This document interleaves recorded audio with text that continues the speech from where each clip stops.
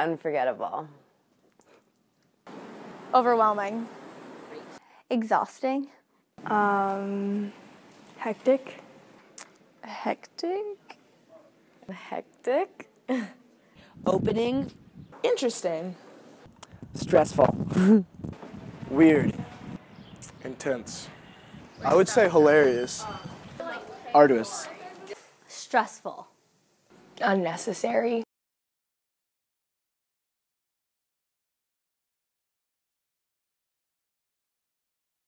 I think maybe in some cases for some people, if you're really pretty, then like they want you in their sorority, but I don't think that's the only factor. It is completely affected by socioeconomic status, race, like anything related with that stuff, because you have to have a certain amount of money to afford being in a sorority. There is obviously sororities are mostly white, and so if you don't feel comfortable with that, that's one thing that affects the decision.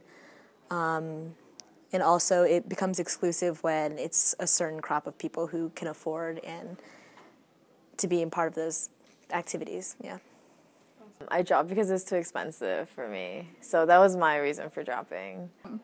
So yeah, like now looking at it, I'd say, yeah, race does play a part, and I don't know that socioeconomics does, at least not according to what I've heard, but looks, I'd say, do also. It's an inherently biased system, but like as far as like direct like prejudices, I think that happens a little too often, and I think that definitely happens in sororities. Seeing certain sororities and seeing how it appears that they take many people that are like them. So I feel like just that by itself shows you that there's not very much that people look for beyond like a certain type of person. I know for a fact I've overheard kind of like the preferences of people that they're admitting into the house, whether those are rumors or whatever, but I've heard there are certain people that certain sororities look for, whether that's right. I don't think anyone really says like we're looking for white, affluent females, but I think that is the preference for some. I feel like there's not, like being Hispanic, I don't feel like there's a lot of us that are in Panhellenic, like sororities type of thing. Most people go to Multicultural Greek Council, but at the same time, no, because I found to love my sorority, and it like really didn't matter that I was Hispanic or like a person of color or like of any different social background. Like I feel like that didn't necessarily play a huge part in like being chosen.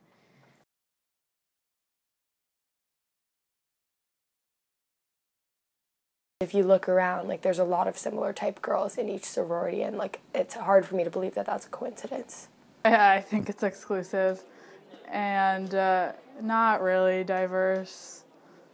It kind of depends sorority to sorority, I'd say, but in general, I'd say it's not diverse. I mean, it is ranking people and deciding how much you want them, but so that can be said for a lot of other organizations on campus, that's not unique just to Greek life. It was I'm biracial, so I'm half white, half black, so it's definitely something that I considered. A lot of my black friends were urging me not to go through the process. A lot of my white friends were encouraging me, saying that it's not a factor. For me, I've grown up in a predominantly white neighborhood, so that is something that I'm used to.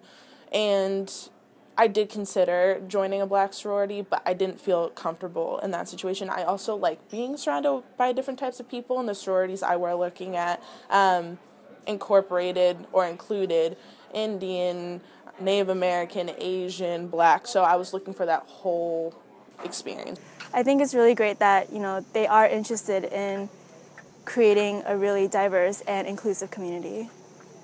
In some ways, it's more diverse than I originally thought, but in terms of like race and socioeconomic status and the other things you asked about before, I don't think it's very diverse. I feel like at first it was kind of an issue because I have a lot of friends in the Multicultural Greek Council, and it was just like a lot of them like, oh, like now you're whitewashed.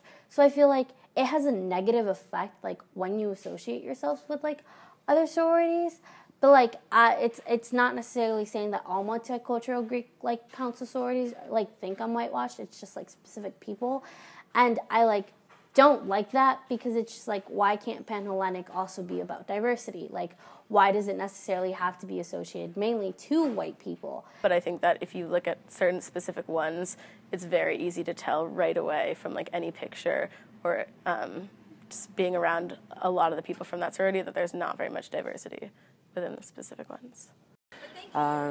All of the PHA sororities are historically white and still predominantly white, which is something that like is a problem. Like, you can't really say you're diverse and inclusive if the majority of your membership are white women. Like, you have to ask yourself, like, why is this happening? Like, what about our organization or the way we frame our recruitment process is making it so like people of color don't feel comfortable coming and being a part of this? Or are we not selecting people of color for specific reasons? It's racist.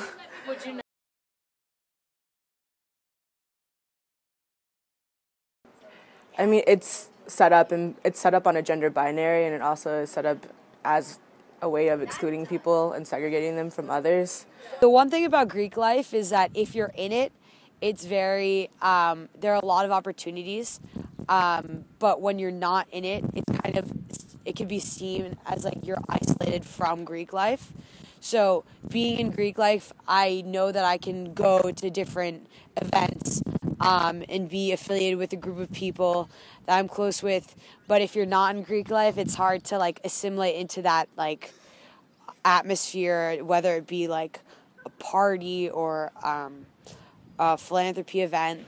With the sororities in general, I'm just like really confused and against the whole house mom thing and not being able to have parties in your house. I think it fosters a lot of gender inequality on campus, and I'm just really confused why in the year 2014 that is still a thing that we put up with. I wouldn't feel welcome at all. As like a queer, like gender fluid person of color, I wouldn't want to segregate myself by gender. I also wouldn't really want to be a part of a system that has, like, is historically racist, still predominantly racist, still predominantly white, based on white supremacy and classist. Essentially, it's the Greek system is a heterosexist, classist, racist, and organization that's been institutionalized and celebrated by Northwestern, and that's something that needs to stop. I don't think the process is fair, just because there are so many factors that you can't control and that you don't know like what people are thinking about you. And I think they're like girls think that they should act a certain way or should be a certain way. So then if they do act the way that they think they're supposed to, like they're not really being themselves. And then you don't really feel like you know, I guess, where you belong. Because you never really know what other people are looking for. There are a lot of different things. There's the high rates of alcoholism. There's also high rates of sexual violence. There's body shaming, fat shaming, slut shaming, victim blaming. There are colorism things, so people policing you based on the tint of your skin tone, not necessarily your racial identity. There's issues with just a lot of really, really harmful, like, dominant narratives are reproduced and, like, amplified within the Greek community. And that kind of echoes out into Northwestern when it's, like, so heavily publicized and celebrated as, like, this place for inclusion and for diversity, and, like, it's doing so much good for the university, when in reality it's really just replicating these, like, harmful, heteronormative, racist norms that are a problem on this campus and in the world at large.